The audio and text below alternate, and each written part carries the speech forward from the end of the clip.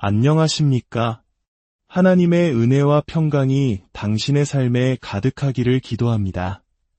오늘 우리가 함께 나눌 이야기는 어쩌면 당신의 삶을 송두리째 바꿀 수 있는 가장 강력하면서도 가장 간과하기 쉬운 비밀에 관한 것입니다. 바로 우리 입에서 나오는 말의 힘에 대한 이야기입니다. 본격적인 이야기에 앞서 잠시 여러분께 부탁의 말씀을 드립니다. 만약 오늘 이 이야기가 당신의 마음에 울림을 준다면 좋아요와 공유를 통해 이 은혜를 주변 분들과 함께 나누어 주십시오. 당신의 작은 손길이 누군가에게는 절실한 생명의 메시지가 될 수 있습니다. 또한 구독을 통해 저희와 계속 동행해 주신다면 하나님의 말씀을 통한 놀라운 여정에 당신을 꾸준히 초대하겠습니다. 이 채널을 통해 하나님의 축복이 더 널리 퍼져나가기를 소망하며 참여해주시는 모든 분들의 삶에 하나님의 놀라운 계획이 펼쳐지기를 축복합니다. 자, 이제 시작하겠습니다. 우리가 매일 사용하는 말이라는 도구에 생명을 살리는 힘과 죽음에 이르게 하는 힘이 동시에 깃들어 있다는 사실을 깊이 생각해 보신 적이 있으신가요? 때로는 우리가 인생에서 겪는 힘겨운 싸움들이 다름 아닌 일주일 전 혹은 한 달 전에 우리 스스로 뱉었던 말을 다시 먹어야 하는 결과일 뿐이라는 사실을 아십니까? 오늘 우리는 우리가 앞으로 먹게 될 음식을 직접 준비하는 마음으로 말하는 법을 배우게 될 것입니다. 하나님은 무한하신 분입니다. 그분께서 만드신 모든 것, 우주와 그 안에 수억만 개의 행성들, 그리고 눈에 보이지 않는 영역의 모든 피조물들은 유한하며 경계와 한계를 가집니다. 오직 하나님만이 아무런 경계가 없으십니다. 만약 그분께 경계가 있다면 그것은 오직 악을 행하실 수 없는 경계일 것입니다. 하나님은 지극히 선하시고 지극히 의로우시며 지극히 거룩하신 분이기 때문입니다. 그분의 모든 행동은 그분의 본질 그 자체에서 비롯됩니다. 하나님은 결코 무엇인 척 연기하실 필요가 없으시며 용기를 내기 위해 스스로를 다독이실 필요도 없습니다. 그분은 순수하고 본질적인 믿음 그 자체이십니다. 성경은 우리가 은혜로 말미암아 믿음을 통해 구원을 얻었다고 말합니다.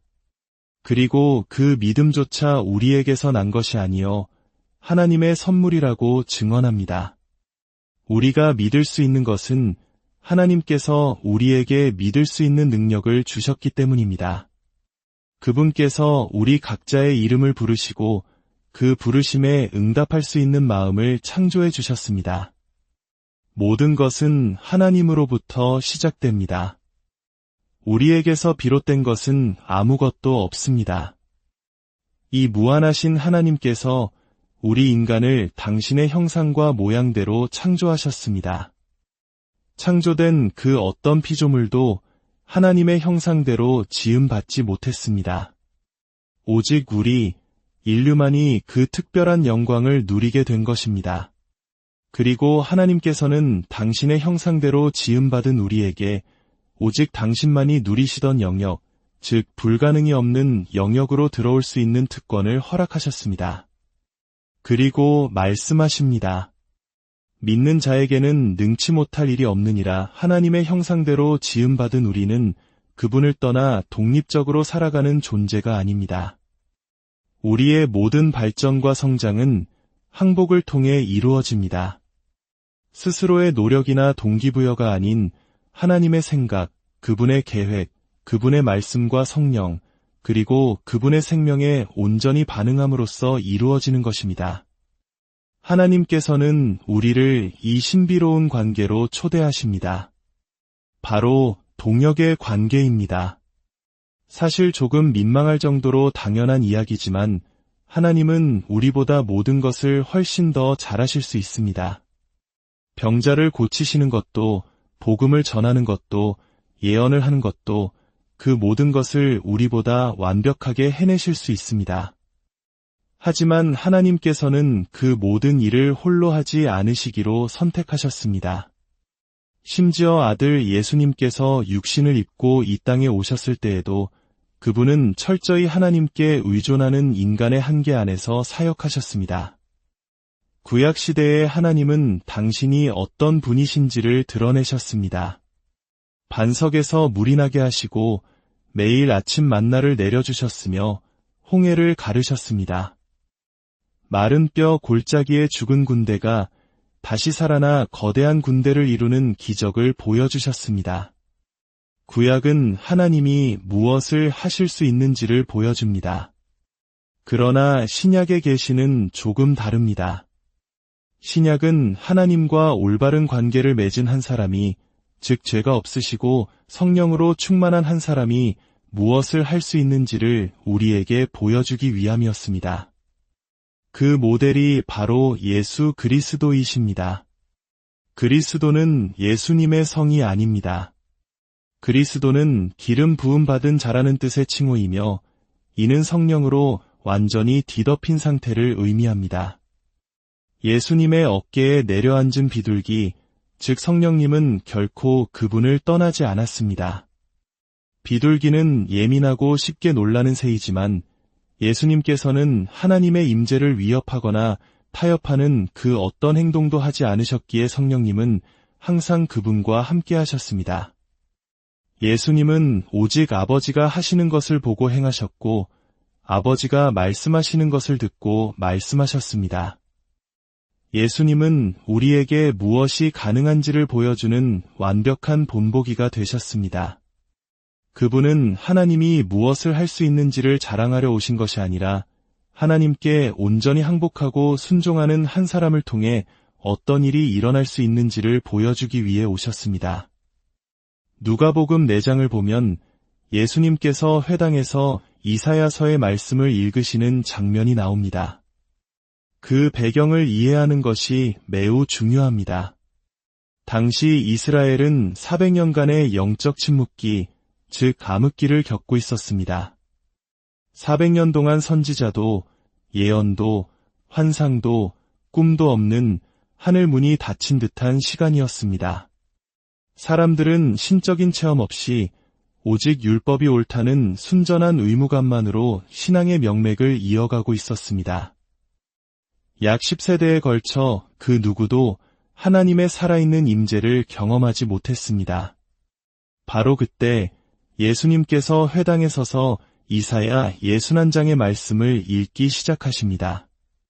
주의 성령이 내게 임하셨으니 이는 가난한 자에게 복음을 전하게 하시려고 내게 기름을 부으시고 나를 보내사 포로된 자에게 자유를, 눈먼 자에게 다시 보게 함을 전파하며 예수님께서 말씀을 읽으실 때 놀라운 일이 벌어졌습니다.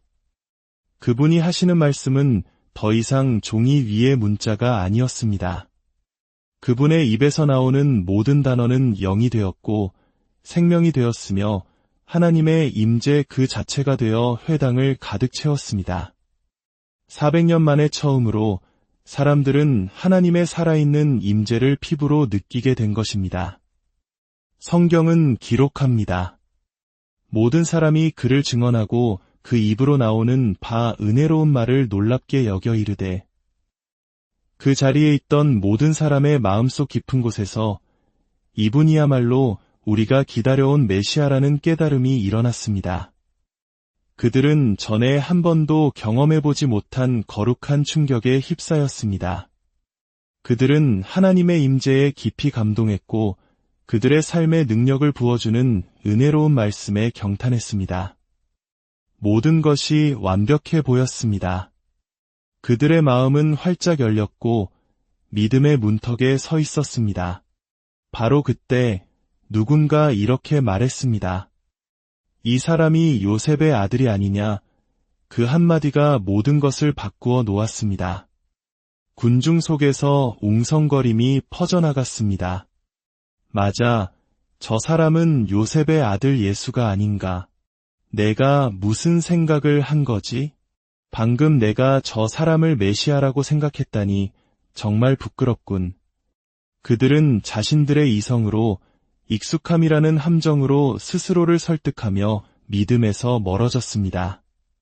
그들의 고향 나사렛은 예수님의 기적사역의 중심기지가 될 수 있었던 엄청난 기회를 바로 그 불신 때문에 놓쳐버리고 말았습니다. 성경은 예수님께서 거기서는 아무 권능도 행하실 수 없어 다만 소수의 병자에게 안수하여 고치실 뿐이었다고 기록합니다. 혹시 당신의 기름 부음이 주변 환경 때문에 막히는 것 같다고 느낄 때 이 구절을 기억하십시오. 나사렛 도시 전체를 뒤덮은 불신조차도 예수님 개인에게 임한 권능을 완전히 막지는 못했습니다. 그분은 여전히 소수의 병자에게 손을 얹어 치유를 베푸실 수 있었습니다. 그들의 불신이 막아선 것은 바로 공동체적 기름 부음이었습니다. 믿음이 함께할 때 기하급수적으로 증가하는 폭발적인 기적의 역사가 그들의 불신 때문에 차단된 것입니다. 하지만 개인적인 믿음은 여전히 치유와 구원을 가져왔습니다. 예수님께서 십자가에서 죽으시고 부활하셨을 때 사탄의 가장 큰 실수가 드러났습니다. 사탄은 예수님을 죽이면 모든 것이 끝날 것이라 생각했지만 성령께서는 예수님을 죽음에서 다시 살리셨습니다. 그리고 그 부활의 영은 이제 예수를 믿는 모든 사람 안에 거하게 되었습니다. 이것이 무엇을 의미하는지 아십니까? 예수님께서 이 땅에서 행하셨던 그 동일한 기름 부음과 권능이 이제 믿는 우리 모두에게 주어진다는 뜻입니다. 구원은 단순히 지옥에 가지 않기 위한 보험이 아닙니다. 그것은 이 땅에서 예수님을 온전히 드러내고 그분과 함께 세상을 변화시키는 동역으로의 초대장인 것입니다. 자, 이제 잠언의 지혜를 통해 우리 삶에 이 원리를 구체적으로 적용해 보겠습니다. 성경을 펴서 잠언을 함께 찾아봅시다. 잠언 33편 6절은 여호와의 말씀으로 하늘이 지음이 되었으며 그 만상을 그의 입 기운으로 이루었도다 라고 말합니다. 또한 시편 148편 5절은 그가 명령하심의 지음을 받았음이로다 라고 선포합니다. 하나님께서는 말씀으로 온 세상을 창조하셨습니다. 시편 107편 20절은 이렇게 증언합니다. 그가 그의 말씀을 보내어 그들을 고치시고 위험한 지경에서 건지시는도다. 우리 함께 따라해 볼까요? 그가 그의 말씀을 보내어 그들을 고치셨다. 마태복음 8장에는 이 원리를 정확히 이해했던 한 로마 백부장의 이야기가 나옵니다. 그의 하인이 중풍병으로 몹시 고통받고 있었습니다. 예수님께서 친히 가서 고쳐주시겠다고 말씀하셨을 때 백부장은 이렇게 대답합니다. 주여, 내 집에 들어오심을 나는 감당하지 못하겠사오니 다만 말씀으로만 하옵소서. 그러면 내 하인이 낫겠사옵나이다. 예수님께서는 이 백부장의 믿음에 감탄하시며 말씀하셨습니다. 내가 이스라엘 중 아무에게서도 이만한 믿음을 보지 못하였노라. 예수님은 그에게 가라, 내 믿은 대로 될지어다 라고 말씀하셨고 그 즉시 그의 하인이 나았습니다. 마가복음 11장에서 예수님께서는 우리에게 더욱 놀라운 말씀을 하십니다. 누구든지 이 산더러 들리어 바다에 던져지라 하며 그 말하는 것이 이루어질 줄 믿고 마음에 의심하지 아니하면 그대로 되리라. 그리고 잠언은 우리에게 삶의 핵심 원리를 가르쳐 줍니다. 죽고 사는 것이 혀의 힘에 달렸나니 제가 오랜 세월 동안 수많은 사람들을 지켜보면서 한 가지 깨달은 것이 있습니다. 많은 사람들이 끔찍하고 힘든 상황을 겪을 때 그것이 사탄의 공격이거나 혹은 다른 사람들의 잘못이라고 생각합니다. 그들은 자신의 재능을 사람들이 알아주지 않는다고 불평하고 부당한 대우를 받고 있다고 억울해합니다. 하지만 슬프게도 그들이 겪는 고통의 대부분은 원수의 공격이 아니라 바로 그들 자신이 자신의 입으로 만들어낸 음식을 먹고 있는 것뿐입니다. 당신의 혀가 심은 씨앗이 열매를 맺어 당신의 식탁에 올라온 것뿐입니다. 잠언 12장 14절은 말합니다. 사람은 입의 열매로 말미암아 복록에 족하며 잠언 13장 2절은 말합니다. 사람은 입의 열매로 인하여 복록을 누리거니와. 잠언 18장 20절은 더욱 구체적으로 말합니다. 사람의 배는 그의 입의 열매로 말미암아 채워지나니 곧 그의 입술에서 나는 것으로 말미암아 만족하게 되느니라. 우리가 먹는 음식은 우리에게 영양을 공급하여 힘을 주고 건강을 유지하게 하며 때로는 즐거움을 줍니다. 성경은 우리의 말이 바로 우리 영혼의 양식이라고 말하고 있습니다. 당신의 입에서 나오는 말이 당신의 인생을 결정하는 음식이 됩니다. 만약 당신의 삶의 기쁨이 부족하다면 당신의 대화를 한번 점검해 보십시오. 우리는 너무나 자주 환경을 탓하고 주변 사람들을 탓하지만 잠언 15장 23절은 사람은 그 입의 대답으로 말미암아 기쁨을 얻나니 라고 말합니다. 기쁨은 우리의 말에서 비롯됩니다. 당신은 어떤 음식을 먹고 싶으십니까? 생명을 주는 음식입니까? 아니면 죽음을 부르는 음식입니까? 축복의 음식입니까? 아니면 저주의 음식입니까? 물론 우리는 때로 자녀를 훈계해야 하고 잘못된 것을 바로잡아야 합니다. 하지만 감정을 쏟아내는 분풀이와 사랑으로 바로잡는 교정 사이에는 엄청난 차이가 있습니다. 분풀이는 나 자신을 위한 것이지만 교정은 상대방을 위한 것입니다. 우리의 말은 파괴하는 망치가 아니라 세우고 살리는 도구가 되어야 합니다. 에베소서 3장 20절은 하나님께서 우리가 구하거나 생각하는 모든 것에 더 넘치도록 능히 하실 분이라고 말씀합니다. 우리의 가장 큰 기도, 가장 원대한 상상을 초월하여 일하시는 분이 바로 우리 하나님이십니다. 하지만 여기에는 한 가지 조건이 붙습니다. 우리 가운데서 역사하시는 능력대로 하나님께서는 우리의 삶의 바깥에서 우리의 상상을 초월하여 일하시길 원하십니다. 그러나 그것은 우리가 우리 안에서 역사하시는 그분의 능력이 일하도록 내어드릴 때 가능합니다. 그 능력은 바로 우리의 입술을 통해 우리의 말을 통해 풀어놓아지는 것입니다.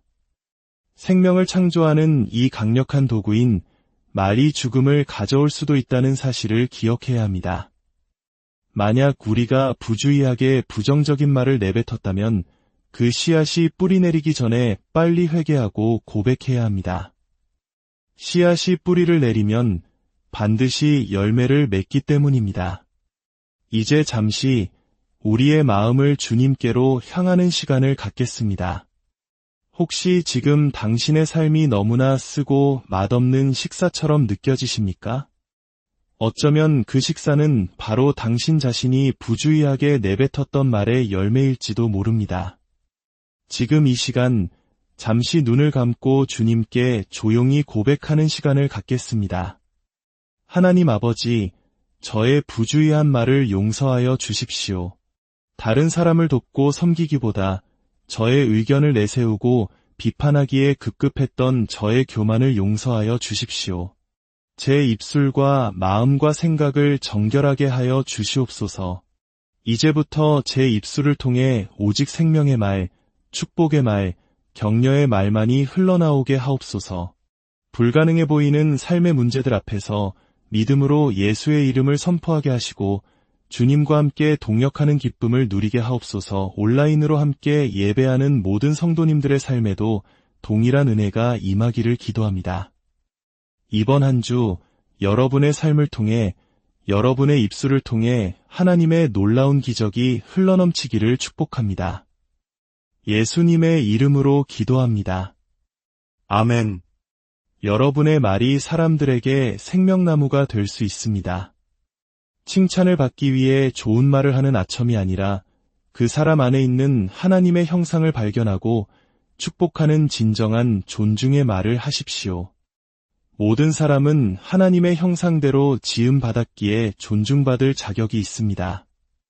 여러분의 가정과 직장, 그리고 만나는 모든 사람에게 생명의 나무가 되어주시기를 예수 그리스도의 이름으로 축복합니다. 오늘 이 생명의 메시지가 더 많은 이들에게 전해질 수 있도록 이 영상이 도움이 되셨다면 좋아요와 공유를 통해 은혜를 나누어 주시고 구독으로 계속해서 저희와 함께 해주십시오. 여러분의 삶이 하나님께서 친히 차려주시는 최고급 만찬으로 가득하기를 소망합니다.